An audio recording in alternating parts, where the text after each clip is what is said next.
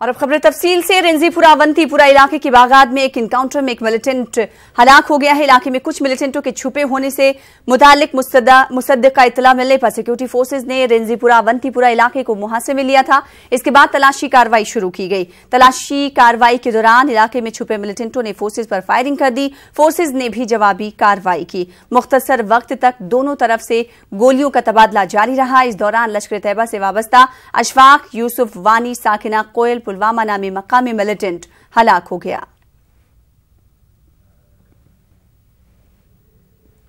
उधर रेंजीपुरा इनकाउंटर में हलाक किए गए मिलिटेंट की शनाख्त जिला पुलवामा के कोयल इलाके के अशफाक अहमद के तौर पर हुई है। इसकी हलाकत की खबर फैलते ही कस्बा पुलवामा में पुलिस और मुश्तइल नौजवानों के दरमियान जबरदस्त झड़पें हुई। कस्बा पुलवामा के मुख्तलिफ मकामात पर नौजवानों ने पुलिस पर पथराव किया। इन्हें मुंतशिर करने के लिए पुलिस ने आंसू गैस के गोले दागे। कस्बे में काफी देर तक झड़पें जारी रहने से मामूलाते जिंदगी काफी मुतासिर हुई। उधर गवर्नर के मुशीर का आज पुलवामा दौरा भी मनसूख कर दिया गया।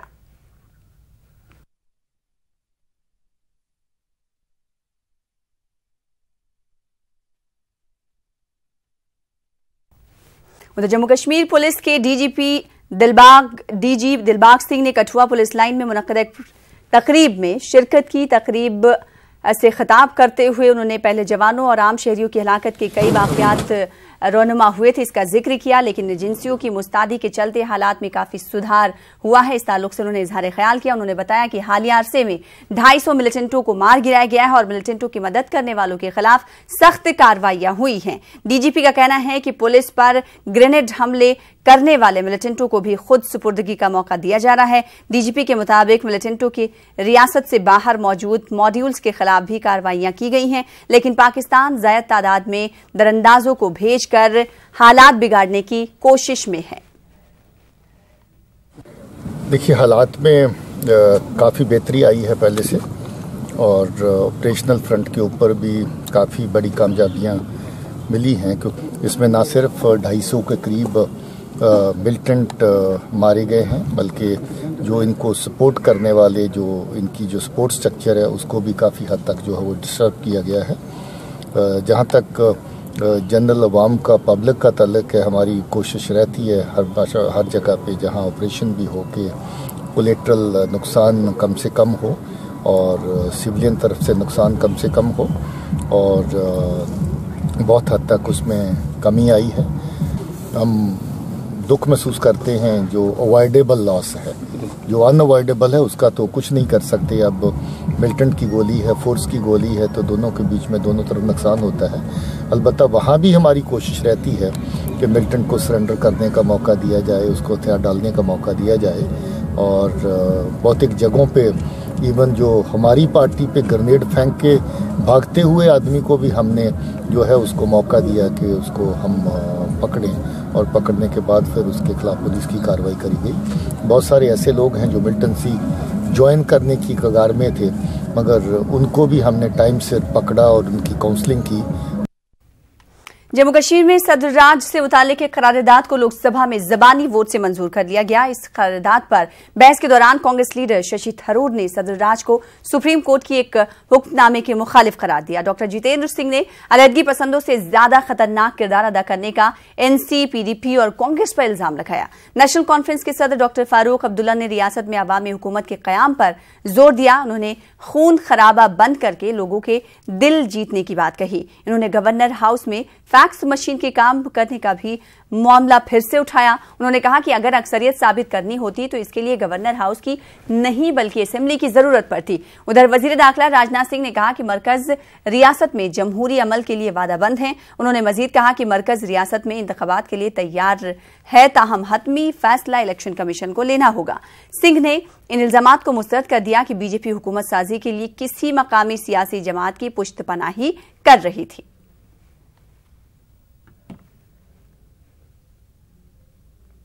The government, as we know, imposed president's rule or governor's rule under Article 356 without doing even a basic floor test to see if the National Conference, PDP and Congress alliance in Kashmir had a majority. Madam Speaker, this is a gross violation of the Supreme Court judgment in S.R. Bommai versus Union of India, which I am going to quote here. I have the actual wording.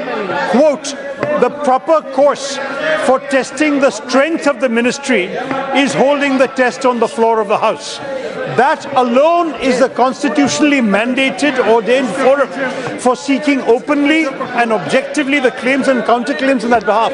Shashi जी कह रहे थे कि PDP और BJP अलग अलग विचारधाराओं के थे। यहां पर तीन पार्टियां जिनमें विचारधारा तो दूर रही, कभी एक दूसरे की सूरत देखना भी शायद पसंद नहीं करते, वो इकट्ठे आ गए केवल इसलिए कि कहीं बीजेपी ना आ जाए। इस दौरान there was a phase of competitive separatism. Dangerous statements have started coming in. Dangerous. No.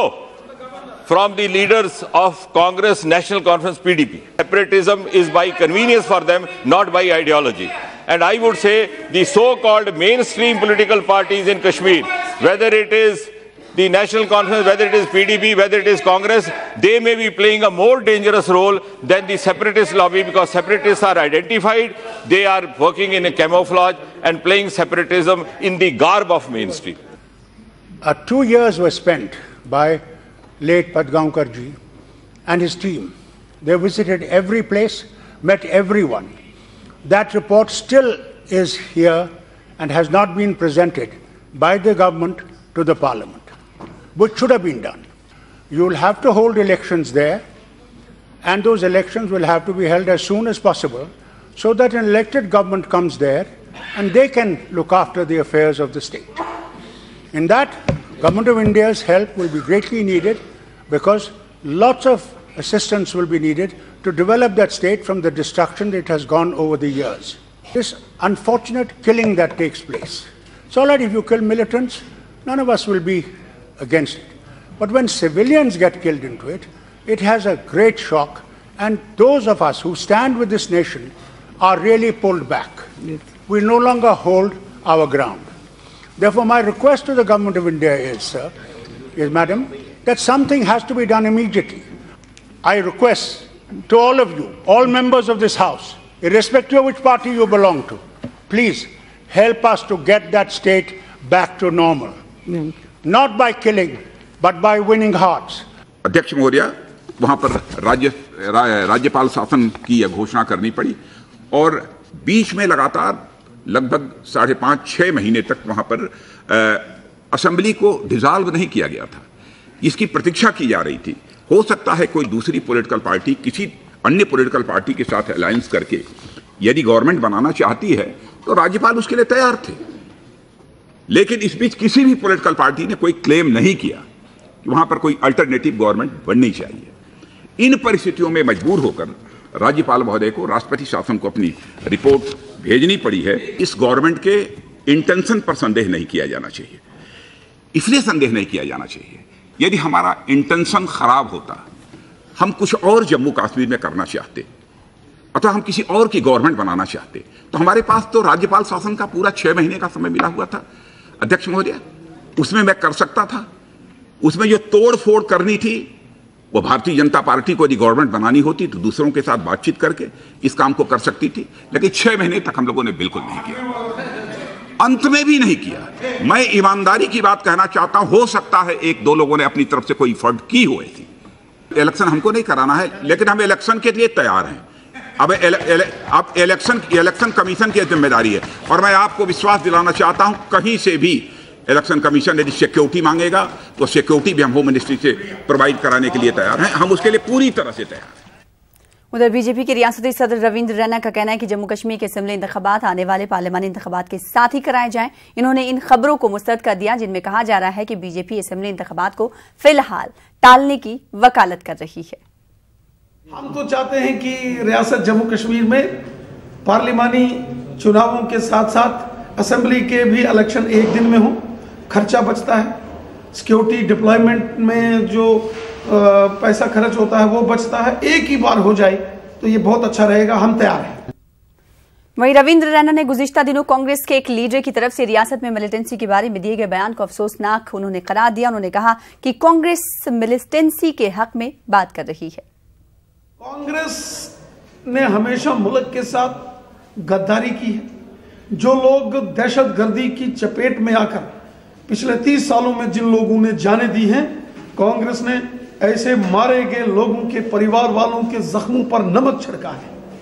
ये कह कि हम मारे गए दहशतगर्दों के परिवार वालों को नौकरियां और 1-1 करोड़ देंगे, लेकिन जिन पाकिस्तान के बंदूक वालों ने जम्मू कश्मीर के आम आवाम को बर्बाद किया, छोटे छोटे बच्चों को कत्ल किया, महिलाओं को मारा, बुजुर्गों को, नौजवानों को ज़बह किया, ऐसे लोग 1 लाख से ऊपर लोग हैं, उनके लिए कुछ नहीं करेंगे। राहुल गांधी प्राइम मिनिस्टर बनेंगे तो दहशतगर्दों को 1-1 करोड़। शर्म। आगे बढ़ेंगे। पनून कश्मीर ने जम्मू में संकल्प दिवस के सिलसिले में एक प्रोग्राम का इनेकाद किया। तंजीम की तरफ से एक सेमिनार मुनक्किद हुआ। इसमें रियासत के तीनों हिस्सों से आई शख्सियात ने शिरकत की। मुकर्रीन ने कश्मीर में होमलैंड की मांग को दोहराते हुए कहा कि कश्मीरी पंडित तबके को वादी कश्मीर में एक होम लैंड अलग से बसाया जाए ताकि वो पुराने तरीके से अपनी जिंदगी गुजार सके। पनून कश्मीर के लीडर अजय चिरंगू ने कहा कि मरकजी सरकार पनून कश्मीर के उस मुतालबे की तरफ कोई ध्यान नहीं दे रही है। कश्मीर में चूंकि जाति संहार हुआ है, जिनोसाइड हुआ है, जिनोसाइड को रिवर्स करने की प्रक्रिया शुरू होनी चाहिए। इसको मान के कि जिनोसाइड हुआ है और जिन लोगों ने वहाँ पे ये अपराध किया है उनकी शिनाख्त करके उनको कानून के सामने लाया जाना चाहिए। और कश्मीर घाटी में पुरानी व्यवस्था में जिस व्यवस्था में रिलीजियस क्लींजिंग हुई है उसमें वापस जाना नामुमकिन है। इसलिए एक नई व्यवस्था का निर्माण करके कश्मीर घाटी का विभाजन करके उस झेलम नदी के पूर्व और उत्तर के क्षेत्र में एक यूनियन टेरिटरी का निर्माण किया जाना चाहिए। हुर्रियत कॉन्फ्रेंस के चेयरमैन मौलवी मोहम्मद उमर फारूक ने तलाशी कार्रवाइयां बंद करने की जरूरत पर जोर दिया। मीरवाइज आज जामा मस्जिद श्रीनगर में जुमे का खुतबा दे रहे थे। अपने खिताब में उन्होंने आम लोगों को बिजली और पानी की अदम दस्तयाबी पर तशवीश का इजहार किया। मीरवाइज ने सख्त सर्दी के इस मौसम में बिजली और पानी जैसी बुनियादी सहूलियात फराहम करने के लिए जोर दिया।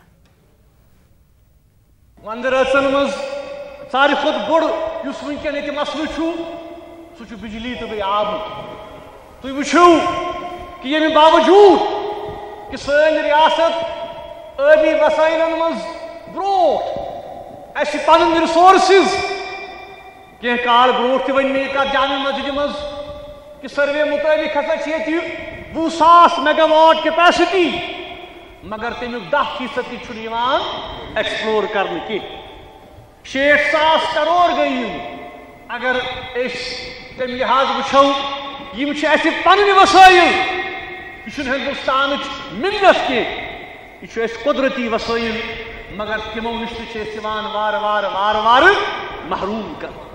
ये लूख परेशान, ये लूख आब मोख बे बिजली मोख जब सर्दी मन खास कर वो तुम चिले कलानस वनकन तुम वुचान -7 -8 दर्जे हरारत। तो वनकन सूरत हाल यह कि वारियन इलाकन बिजली कटौती गए, बिजली छन मूली।